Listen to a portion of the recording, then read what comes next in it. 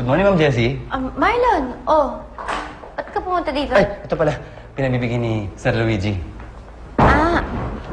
Ganda naman. Kaya lang pasensya na, Marlon, pero hindi ko ata kayang tanggapin to. Pakibalik na lang kay Sir Luigi mo. Ma'am? Sayang naman po. Ang bango-bango pa, tsaka ang ganda-ganda, oh. Sigurado kayo? Oo, Thank you na lang. Sorry, Sige po, ma'am. Mauna na po ako. Sige, ingat ka.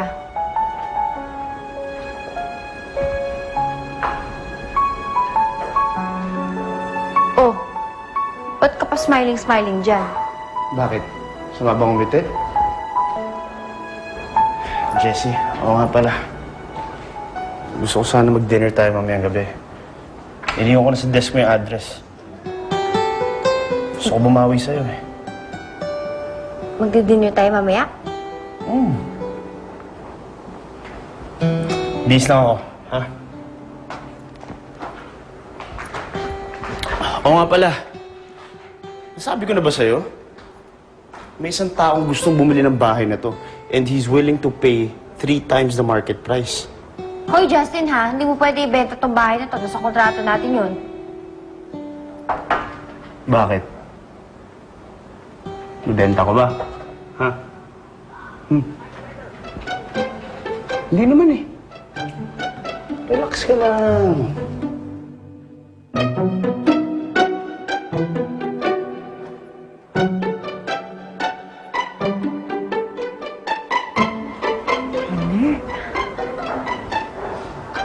Lansya kaya ka ng buhok mamaya para diretso naman. Just make it special. Alam mo, gusto ko makabawi dyan kay Jessie. Marami na rin akong kasalanan sa taong yan. Boss, ako na bahala. Basta dumating ka na lang dumamayang gabi. Okay. Justin? Oh, Meron ako importante sasabihin sa'yo. It cannot wait. ano naman yan? Bayaw yung, kasi yung gusto makabili ng bahay, nagtaas ng offer. 5 times daw ng halaga ng bahay yung gustong bayaran. Kaya ibenta mo na yung bahay. Komisyon ko, ha?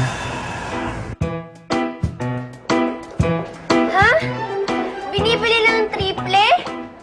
Bakit hindi mo pa binigay, Jessie? Ano ka balisak? Alam mo naman kung gaano kahalaga yung bahay niyo sa akin, di ba? Alam ko naman, kaya lang sana naisip niyo man lang ibenta, tapos inisip niyo rin na pwede niyo kami bigyan ng pera ni Donald. Sayang naman yun. Ewan ko sa'yo. Basta ako hindi ko na alam kung sino kaya ang bumibili ng triple. Oo nga, sino kaya yun? Di ba? Nakakapagtaka? Sosyal siya, ah. Bakit ba gusto niya talagang bilhin yung bahay namin ni Jessie? Bakit interesado yung taong yan? Hindi ko rin alam. Hindi ko pa rin nakikilala kung sino. Basta yung lawyer lang nakipag-usap sa akin, Ganito na lang gawin mo, H, ha? Sabihin mo, I will negotiate. Pero, gusto ko makaharap yung taong yung face-to-face.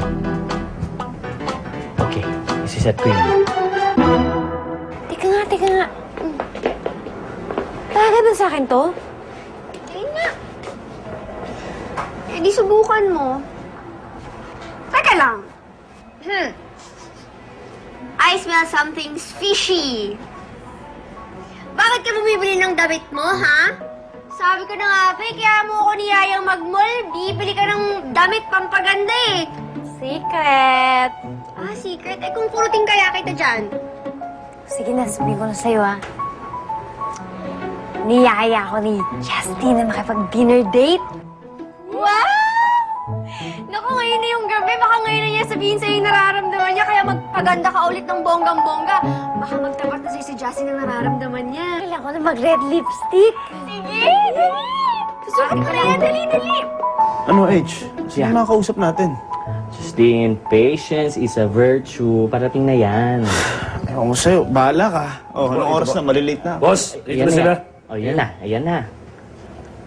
Hello. Nandito na yung kliyente ko.